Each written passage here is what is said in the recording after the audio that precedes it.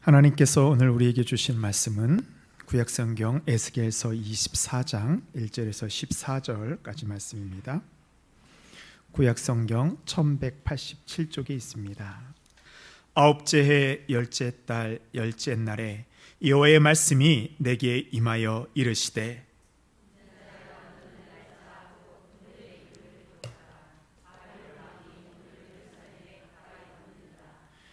너는 이 반역하는 족속에게 비유를 베풀어 이르기를 주 여호와께서 이같이 말씀하시기를 가마 하나를 걸라.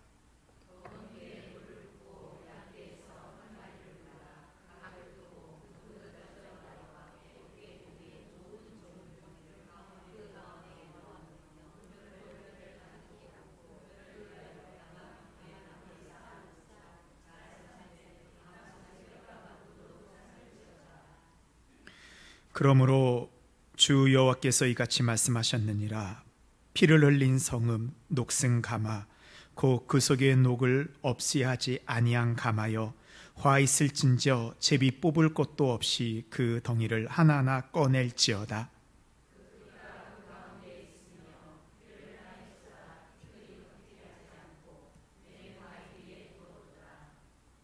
내가 그 피를 맨 바위에 두고 덮이지 아니하게 함은 분노를 나타내어 보응하려 함이로다.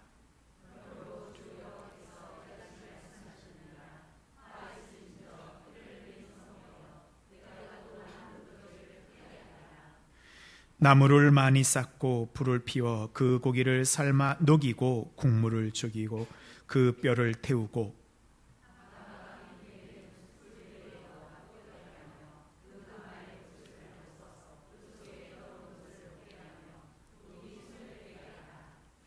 이 성읍이 수고함으로 스스로 피곤하나 많은 녹이 그 속에서 벗겨지지 아니하며 불에서도 없어지지 아니하는도다.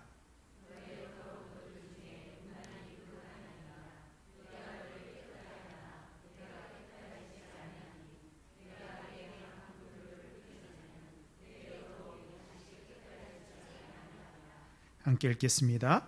나 여호와가 말하였은즉 그 일이 이루어질지라. 내가 돌이키지도 아니하고 아끼지도 아니하며 뉘우치지 아니하고 행하리니 그들이 내 모든 행위대로 너를 재판하리라. 주 여호와의 말씀이니라. 아멘. 이것은 하나님의 말씀입니다. 우리 사람들은요, 중요한 일이 있으면 그것을 기억을 꼭 합니다. 우리가 잊어먹지 않는 그 날짜들이 있어요. 뭐 기억하죠? 생일, 결혼기념일. 이거 기억해야지 우리가 좀 잘 챙겨 받을 수 있잖아요. 또 내가 살면서 좋은 일 있었던 거 내가 기억하잖아요. 시험에 합격한 날짜, 행복했던 날들을 기억합니다.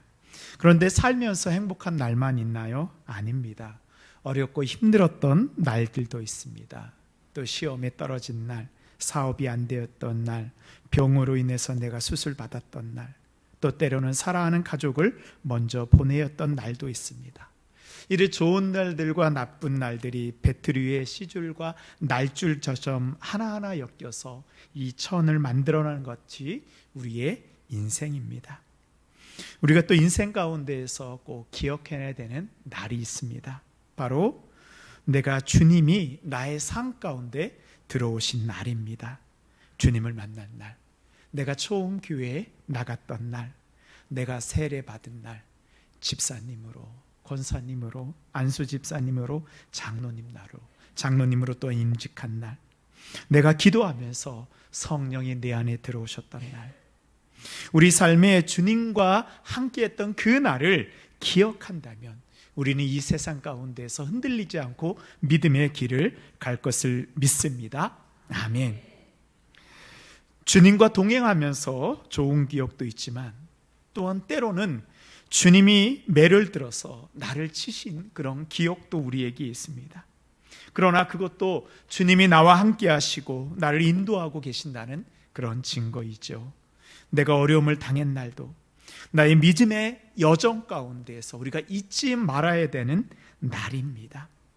회개는요, 내가 지난 잘못들을 다 잊어버리는 것이 회개가 아닙니다. 내가 잘못했던 것을 정확하게 기억하여서 다시는 그 죄악 속으로 들어가지 않는 것, 죄악을 기억하면서 내가 하나님 앞에 참여하는 것이 바로 회개입니다.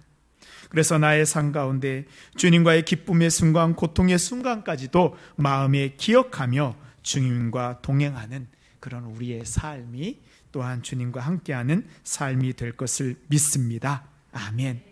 오늘 말씀해 보면요, 하나님께서 에스겔에게 정확한 날짜를 말씀하고 기록하게 하십니다. 우리 1절 말씀입니다. 아홉째 해 열째 달 열째 날에 여호와의 말씀이 내게 임하여 이르시되. 하나님께서 정확한 날짜를 지금 이야기하고 있습니다. 그 이유는 무엇일까요? 오늘을 잊지 말라는 것입니다. 반드시 기억하라는 거예요. 오늘 아홉째 해 열째 달 열째 날은 어느 날이냐 하면 남유다가 바벨론에 의해서 멸망하기 1년 전입니다. 주는 588년 바로 에스겔에게 임한 하나님의 말씀입니다. 이 남유다는요, 바벨론에 의해서 곧 멸망당할 상황이었기 때문에 나라 안팎으로 많은 어려움들이 있었습니다. 이 나라는 분열되었고요, 서로 돌아보지 않았습니다. 신앙적으로는 죄를 회개하지 않고 도리어 우상을 섬기며 더 많은 죄를 지으며 살았습니다. 네, 하나님께서는 에스겔 선지자에게 특별한 행동을 취하게 함으로써 이스라엘 백성들에게 하나님의 뜻을 선포합니다. 그래서 에스겔은 이 당시에 많은 선지자들 문서로 이 하나님의 말씀을 전하였는데요, 이 에스겔은 행동으로 하나님의 말씀을 전한 선지자입니다. 그래서 에스겔서를 읽을 때에는 그냥 말로만 읽지 마시고요, 머릿속으로 에스겔이 했던 행동을 하나하나 상상하면서 읽게 되면 그 뜻을 더 잘 깨달을 수 있습니다. 이제 에스겔이 하나님의 말씀에 따라서 이 예루살렘 시내 항복판에 큰 가마소를 걸고 거기에 나무와 고기를 준비합니다.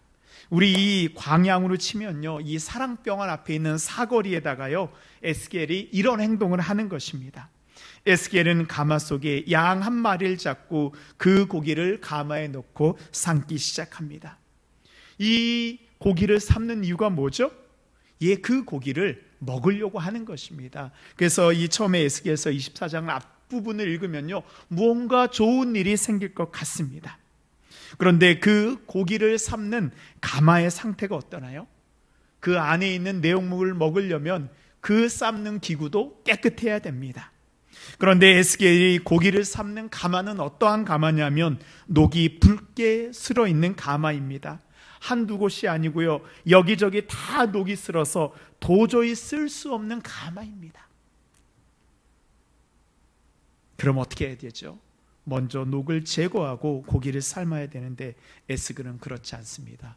녹이 붉게 난 그 가마에다 그대로 물을 넣고 고기를 삶습니다. 그럼 나중에 이 가마의 고기는 어떻게 되죠? 원래대로 한다면 고기가 맛있게 익어서 그것을 먹어야 되는데 녹슨 가마에 삶은 고기는 어떻게 하죠? 먹을 수가 없어요. 그 붉은 녹이 다 고기에 스며들어서 먹을 수 없는 상태가 되어버렸습니다. 그 고기는 어떻게 해야 되죠? 다 버려야 됩니다. 이제 가마 속의 고기가 다 익었습니다. 그런데 에스겔이요, 그 가마에 계속 불을 떼고 있습니다. 어느 정도냐 하면 장작을 떼는데 너무 많이 떼어서 가마가 붉게 달아오를 때까지 계속 불을 지피는 것입니다. 그러니까 어떻게 돼요? 그 가마 속에 있는 고기가 어떻게 될까요? 다 녹아서 없어졌습니다. 먹을 수 있는 고기가 하나도 없어요. 뼈까지 녹아서 흔적도 없이 사라져 버렸습니다. 그러면 그 뜨거운 불 속에서 그 녹슨 가마는 어떻게 되었을까요? 우리가 생각하기에요, 그 정도 뜨거운 불이라면 아마 그 녹슨 가마에 있는 그 녹도 다 달구어져서 없어졌을 거라고 생각하고 있습니다. 그런데요, 그 가마에 녹이 얼마나 깊이 슬었는지 아무리 뜨거운 불을 떼도 가마의 녹이 없어지지 않습니다. 이 에스겔서를 보면요, 에스겔은 기이한 행동을 많이 합니다. 어떨 때는 머리를 다 깎고요, 어떨 때는 발가벗은 몸으로 모로 누워서 또 이쪽으로 누워서 생활을 했습니다. 그러나 특별한 행동을 해도 에스겔은 선지자입니다. 예루살렘 시내 한복판에서 이런 일을 하자 가마에 불을 떼자 주변에 있던 사람들이 와서 묻습니다. 에스겔 선지자여, 도대체 이 일이 무슨 뜻인지 우리에게 알려주십시오. 그러자 에스겔이 이렇게 이야기합니다. 3절 말씀입니다.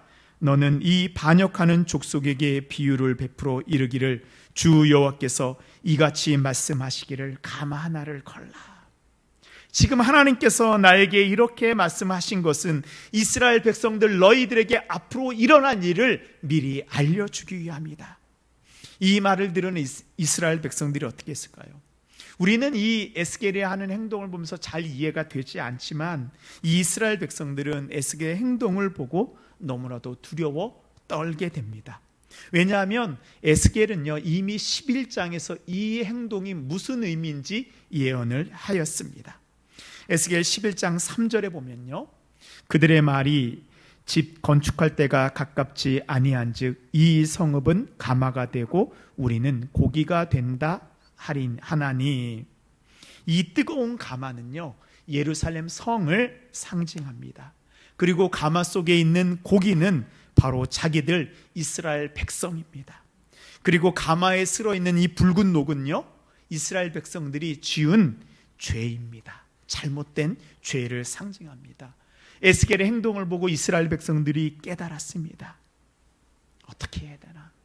이 가마 속에 고기가 다 녹았다는 건 뭐예요? 이스라엘 백성들이 하나도 남지 않고 다 심판을 당하여 없어진다는 것입니다. 하나님께서는 지금 우리에게도 동일하게 말씀하고 있습니다.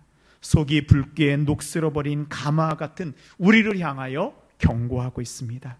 그 첫 번째 경고의 말씀은 하나님은 당신의 백성이라고 하여도 죄악에 대해서는 넘어가지 않고 철저하게 심판하시는 분입니다. 이때요 이 남유다가 멸망할 때 이스라엘 백성에게는 특별한 믿음이 있었어요. 근데 그게 바로 뭐냐면 성전 신앙이라는 것입니다. 성전 신앙은 무엇이냐 하면 하나님의 성전이 있는 예루살렘은 결코 멸망하지 않는다라는 그런 믿음이에요. 근데 처음부터 이스라엘 백성들이 이런 믿음을 가졌던 것은 아닙니다. 원래 이스라엘은 통일 왕국이었다가 북이스라엘과 남유다로 갈라지게 됩니다. 나누어지게 돼 있었어요. 그런데 이 북이스라엘이 주전 622년에 북이스라엘이 아수르에 의해서 멸망을 당합니다. 그리고 나서 이 아수르가요 남유다까지 공격을 합니다. 남유다까지 멸망시키려고 하는데요, 혹시 기억나시나요? 히스기야 왕 때 아수르의 사네립이 수많은 군대를 이끌고 와서 이제 예루살렘을 포위하고 멸망시키려고 합니다. 그때 하나님께서 어떻게 하셨죠?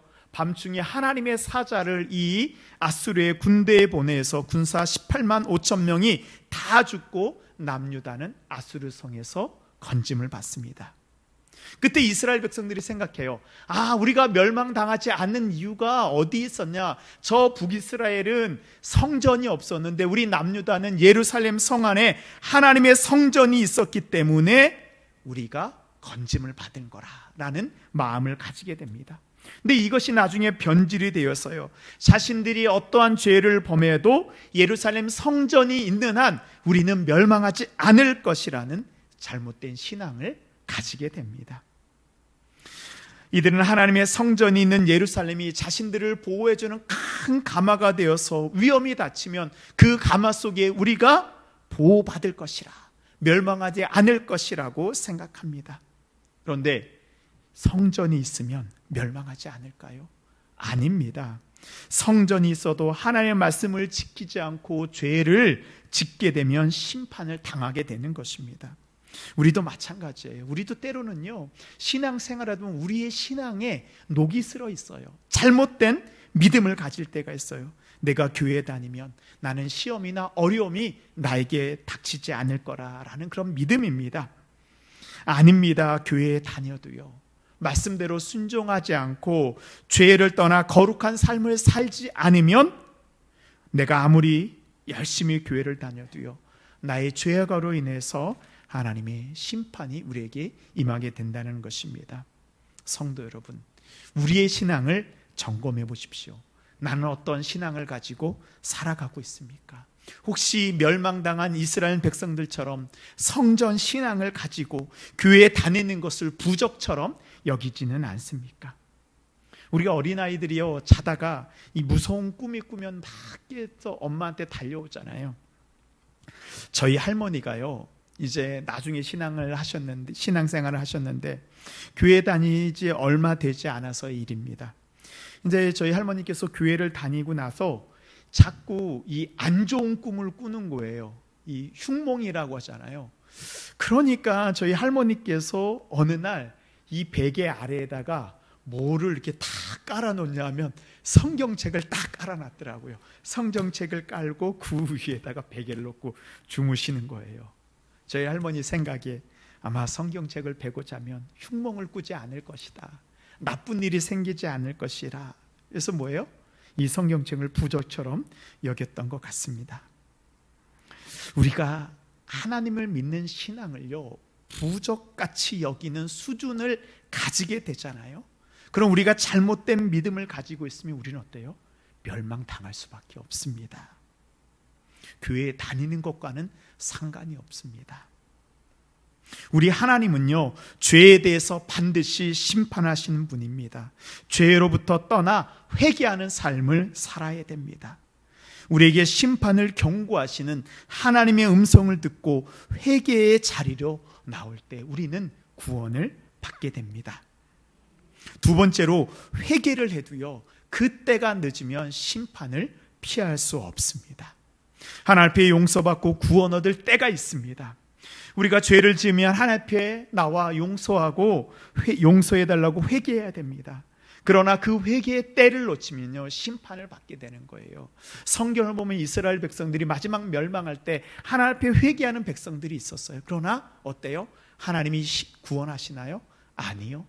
때가 지나면 하나님은 심판하십니다. 우리가 자녀들을 키울 때 어때요? 자녀들이 말을 너무 듣지 않으면 어떻게 하죠? 결국 매를 들어서 혼을 냅니다. 근데 엄마가 매를 들려고 하면 아이들이 무슨 생각하죠? 에이, 설마 엄마가 나를 때리겠어? 엄마가 나를 얼마나 사랑하는데 나를 어떻게 하겠어? 그러면서 내가 좀 더 하고 싶은 대로 하자라고 하면서 엄마의 말을 듣지 않으면 어떻게 나요? 이 부모는 자녀가 잘못을 멈추기를 기다립니다. 근데 기다리다가 자녀가 자기의 잘못을 멈추지 않으면 어떻게 해요? 그때에는 매를 들잖아요.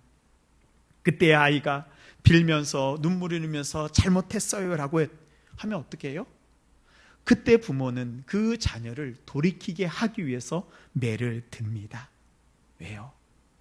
자녀가 이 매를 통하여서 깨닫게 하기 위해서입니다. 우리 하나님도 마찬가지입니다. 우리가 하나님에 대해서 이렇게 생각합니다.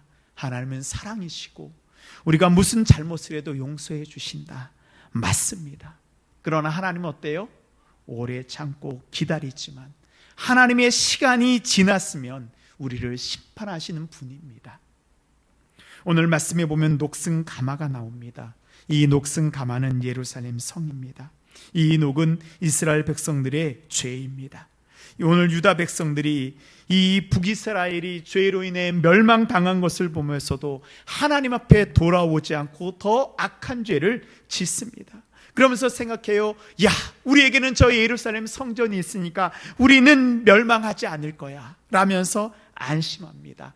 아닙니다. 하나님께서 어느 정도까지 이스라엘 백성을 심판하셨어요?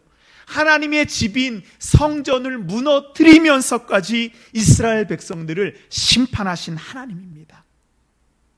하나님은 우리의 죄를 용서하지 않고 심판하시는 분입니다. 하나님께서 우리의 죄를 얼마나 무섭게 심판하시나요? 오늘 말씀 5절에 보겠습니다.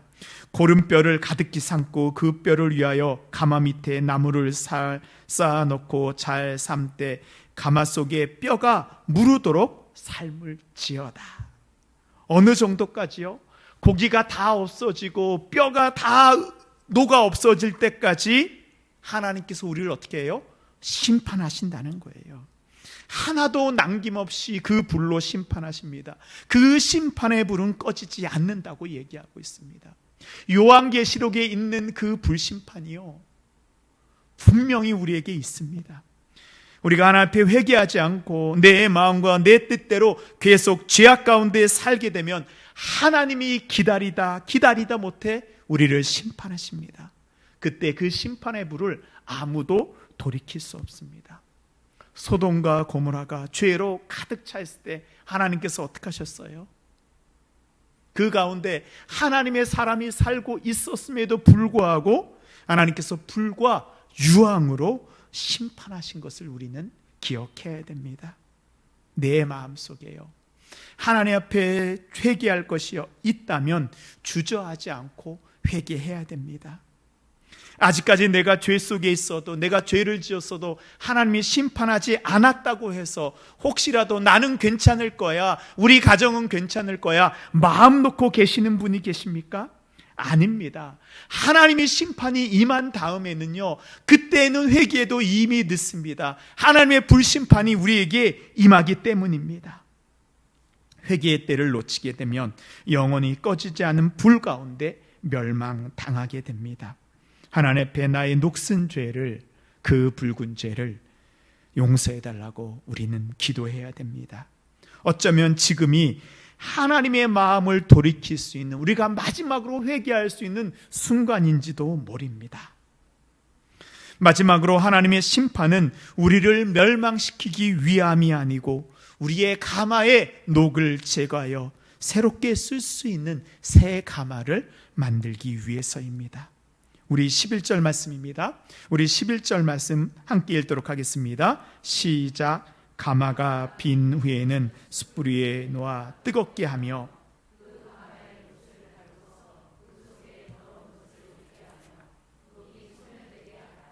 아멘.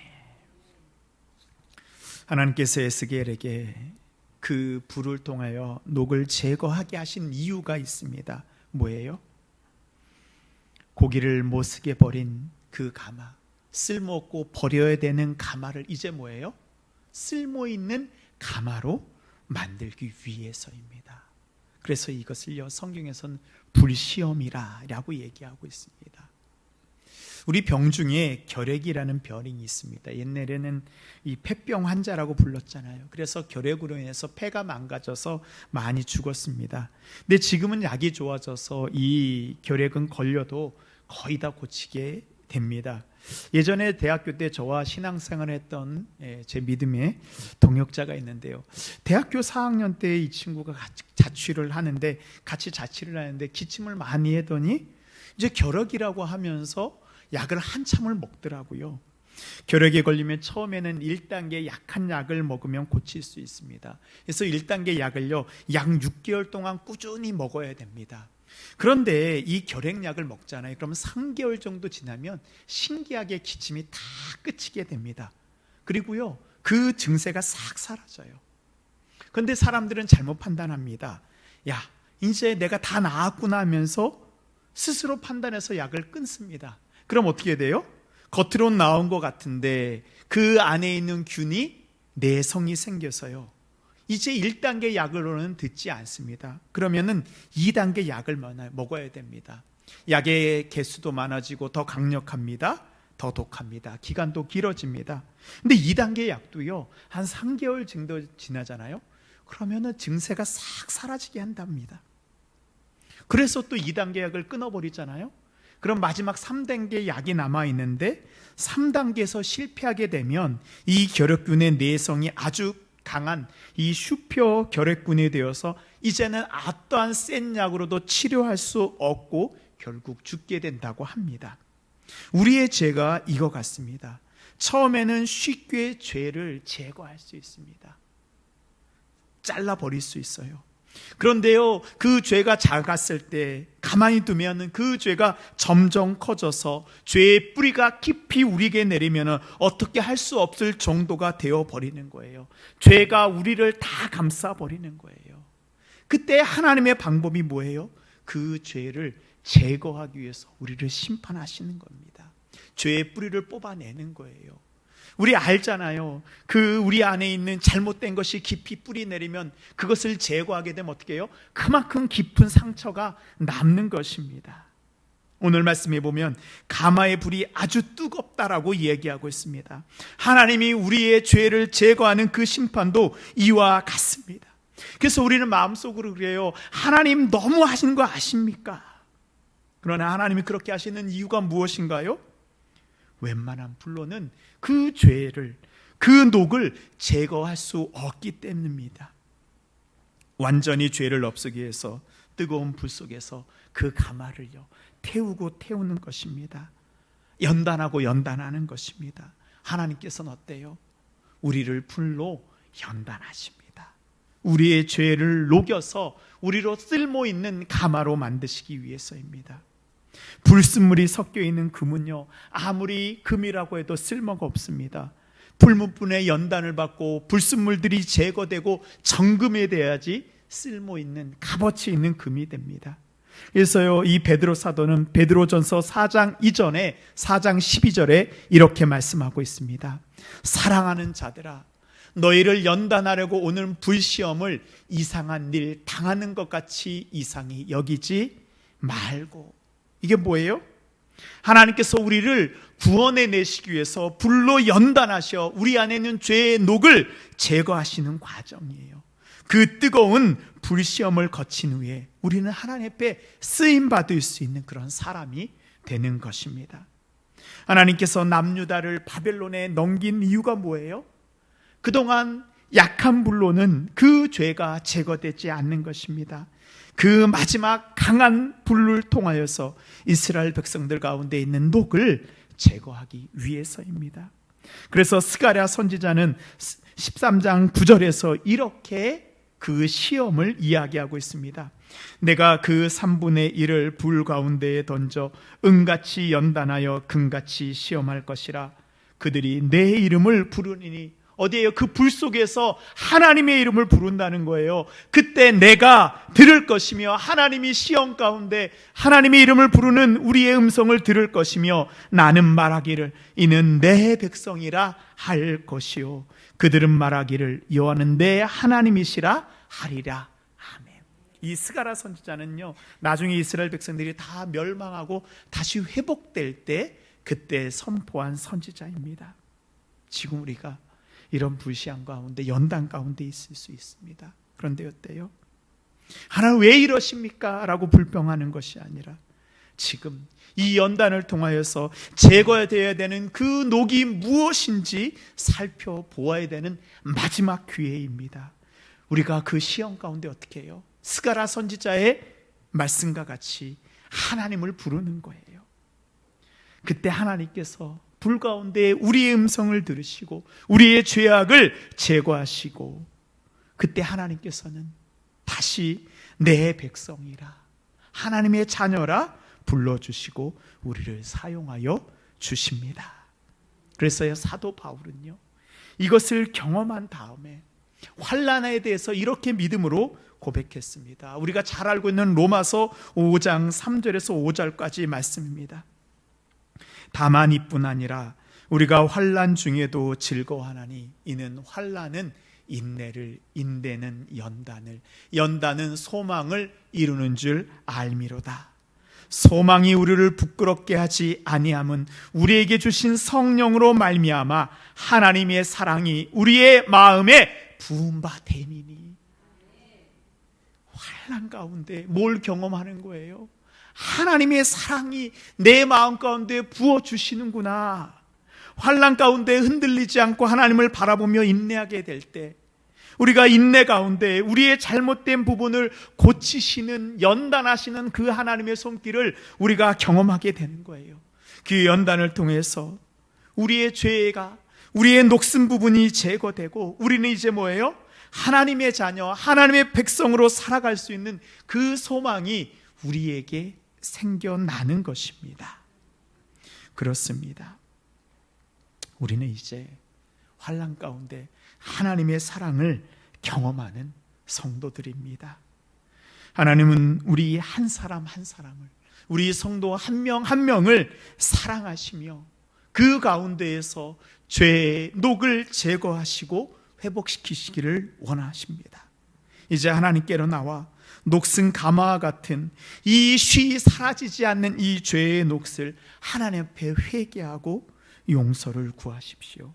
하나님께서는 불시험 가운데 우리를 새롭게 만들어 성령으로 우리를 거듭나게 하시어 하나님이 쓰시는 사람으로, 하나님의 백성으로, 하나님의 자녀로 만들어 주실 것을 믿습니다. 아멘.